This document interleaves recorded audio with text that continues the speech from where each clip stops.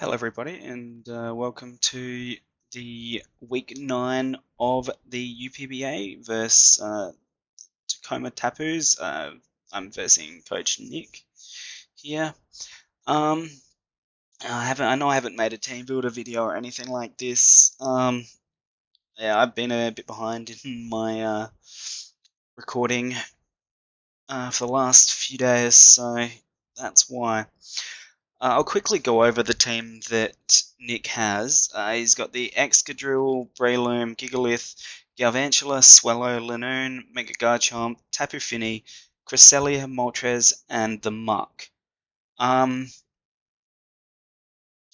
was expecting him to bring the Excadrill and the Gigalith. The Galvantula, not so much. Cresselia, yeah. I was expecting everything that he brought, really, except the Galvantula and the Lanoon, was only a possibility. In my mind, I was expecting the Moltres just because, like, I've got so many ice, steel types, grass types, stuff like that. That, like, bringing a fire type would be pretty good, in my opinion. And then I expected the Mega Garchomp to come as well. So yeah, the Mega Garchomp and the Moltres instead of the Galvantula and the Lanoon there. Um, But yeah, I'm trying out a new format for my videos. Like I like the idea of you being able to see my sets. Just for those that don't watch the team builder, um, or like yeah, maybe if I don't get time for a team builder, something like that. But yeah, it should be. I feel like that should be pretty nice, just so that all this information can still be displayed while the match is going. Um, I mean, obviously, I'm not 100% sure on the idea. It would be nice if I could have it going along the bottom or something rather than up and down the side, um, but yeah, maybe if I eventually get around to getting into doing live comms, it won't matter as much because all the move information and stuff is shown down the bottom when I take my turns and stuff like that. So I guess we'll see going into the future whether this layout works. And I mean, I really should think about actually creating some kind of layout. Anyway, we'll get into the replay for this match versus Nick. Um, so looking at his team, he's brought the Excadrill, the Gigalith, the Cresselia, the Galvantula, the Lanoon, and the Tapu Fini. To be honest, I expected him to start the Gigalith, or the. Well, I mean, in my mind, Gigalith was the smartest start because that stops my Ninetales from being able to set up Aurora Veil right off the bat. It allows him to try and get Stealth Rocks up if he wants to start like that. Yeah, because Ninetales is faster, it comes in, it sets Hail.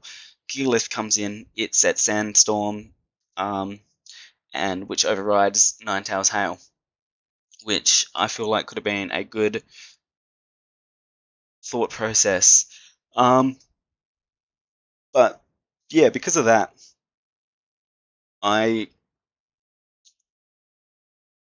wanted to start with my Celebi, Stealth Rock, Toxic U-Turn, Recover, just to like try and threaten it out, maybe get a Toxic on it, possibly get my Stealth Rocks up as well. And I knew it could take a hit from the Gigalith. But anyway, so I go for my Celebi start, and he starts with Tapu Fini. So I wasn't really expecting that as a start, but it's not bad for me either because like Celebi is grass type, Tapu Fini is water type, obviously. And so I threaten the Tapu Fini out there with a potential grass move, like which he doesn't know that I don't have. And that allows me to get up my Stealth Rocks for free. And then because Cresselia is a bit slower, like I think its max speed is faster than my Celebi's max speed, or at least the speed that I was running on it. But obviously it's a bit of a bulkier Cresselia there, and Moonblast does nothing. And this is a physically defensive Celebi as well, with the Rocky Helmet.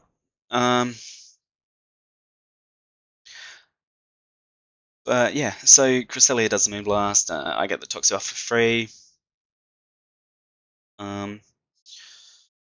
which is pretty cool. Yeah, I just U-turn out on whatever he wants to bring in. The rocks do some nice damage to the Galvantula there. And I just bring in my my Rapidash here, sorry. Because I figured, like, I did my calcs. Galvantula is not going to Oko this Rapidash. I mean, it's got Focus Sash anyway, so nothing's going to Oko it. And here seems like a good idea to start setting up agility. Now, I wasn't expecting the Galvantula to go for a Thunder here because, like, any fire move would have knocked this out, and this was a pretty decent check to things like my Celebi and, like, even the Mega Aerodactyl. So yeah, I definitely wasn't expecting him to want to stay in and do an attack when I knew that Rapidash wouldn't die.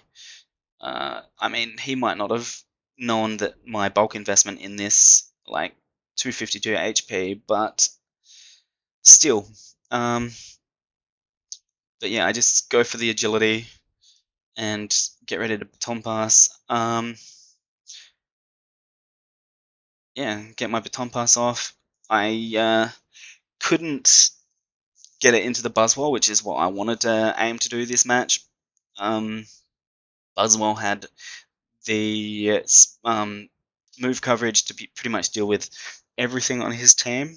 But because I calced and Buzzwole straight up died to a Thunder, and I wasn't relying on that 30% mischance of the Thunder to try and get my Buzzwole to live. But yeah, so I passed the speed into my Flygon instead,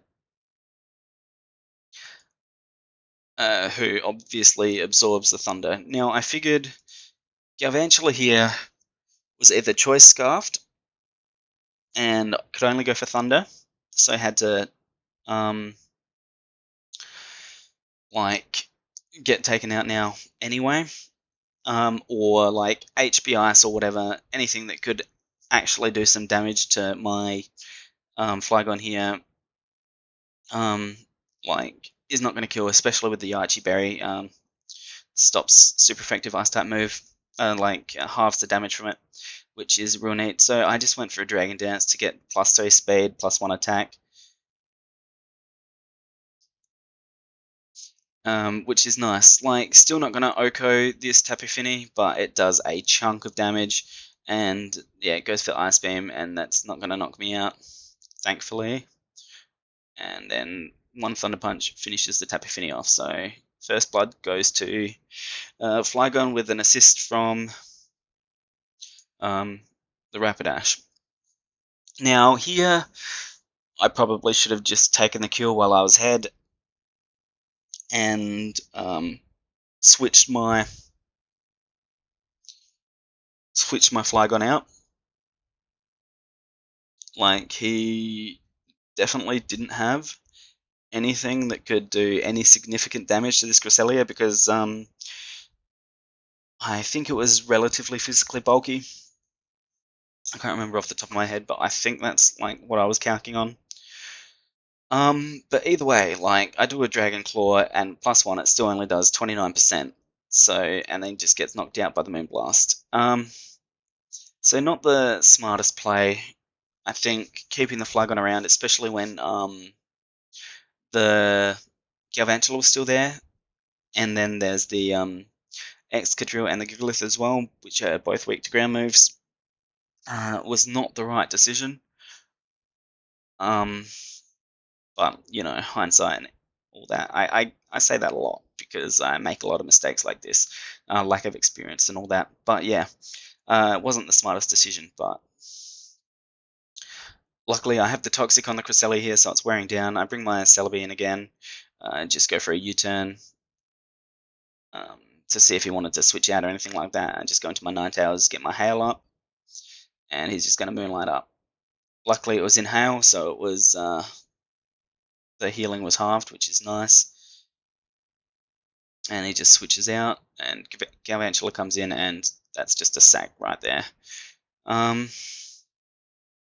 Yeah, Freeze Dry was going to do the most to most things that come in there. Moonblast could have been an alright play as well, but that would not have done as much damage to Excadrill, which could have come in. Either way, I feel like Gigalith should have been the play there from Nick, because that would have got rid of my Hail, got up Sand, and made his Gigalith extremely specially bulky there. And my Freeze Dry still would have done like nothing. Like Freeze Dry, anything that this Ninetales does wants to do like does nothing to the Gigalith, and then like Gigalith can kill it back with Rock Blast or something like that. So I was surprised when that didn't happen, and the Galvantula came in there and just like died. But anyway, now Excadrill comes in, calling the Iron Head because, you know, didn't have anything that could OHKO my Buzzwole here anyway. And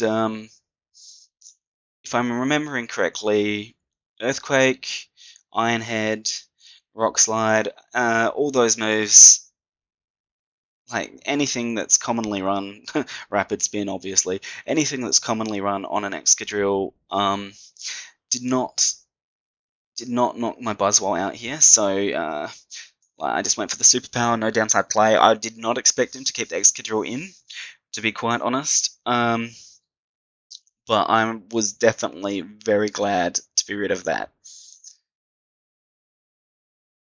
And now Cresselia comes in. I did not have enough damage to knock it out with a Leech Life at -1 attack.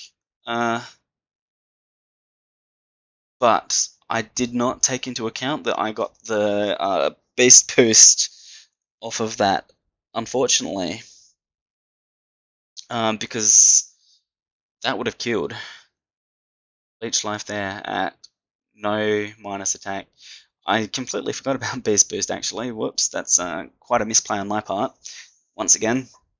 And the fact that I'm only just realizing it now is pretty terrible.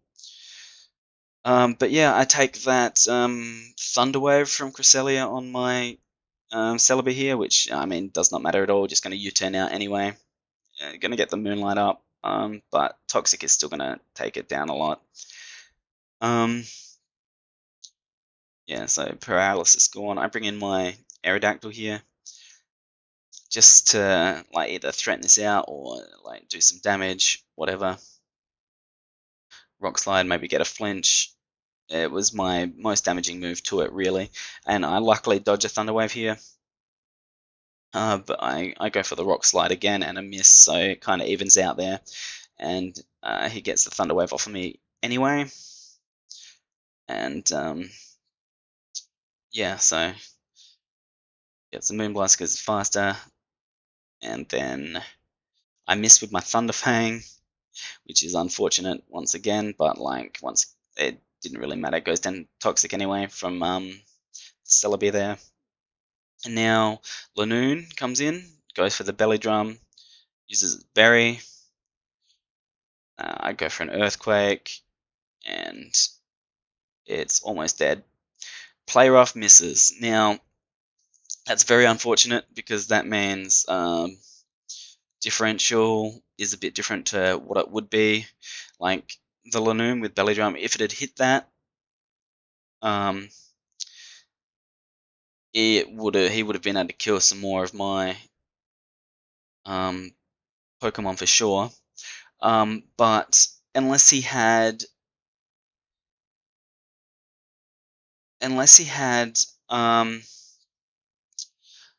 the Shadow Claw on the Lanoon. Then my Celebi was Buzzwole just finishes up the last kill there. Unless he had Shadow Claw in the Lanoon, my Celebi was 100% living 2 hits, and it had Rocky Helmet, so at that range, Lanoon would have died.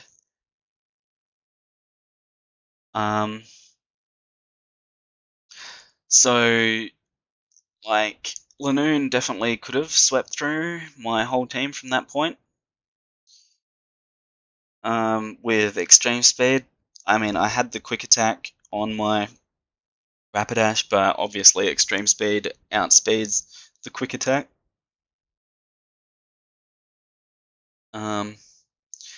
And obviously, I'm not sure on what his speed investment was in the Lanoon because of that extreme speed. So it's potentially a possibility that my Celebi could have lived to get a U-turn off on the Lanoon anyway. Could have even attacked faster if he had to go for the Shadow Claw. But yeah, so I don't think I would have lost if that Lanoon had hit the player off there, but it definitely would have affected the differential. Yeah, and even Shadow Claw at the health range I was at still had the potential to not one-hit KO. So yeah, who knows really? That's Pokemon, misses happen. It's annoying, but what can you do? Anyway, good game to Nick. And that's, I think, 3 wins and 2 losses since I took over this team. So I'm happy with that. I don't think I have a chance of making the playoffs at all in this league, but I'm happy with the performances I've been putting in, and I have been like, yeah, I'm happy with the performances I've been having, and there's, I think, 3 games left in the season, some tough matches ahead of me, but I don't. Let's hope that I can just keep having some good games. Anyway, yeah, I can't remember off the top of my head who I play next week. But I will see you for that battle video. Thank you for watching, and I will see you then.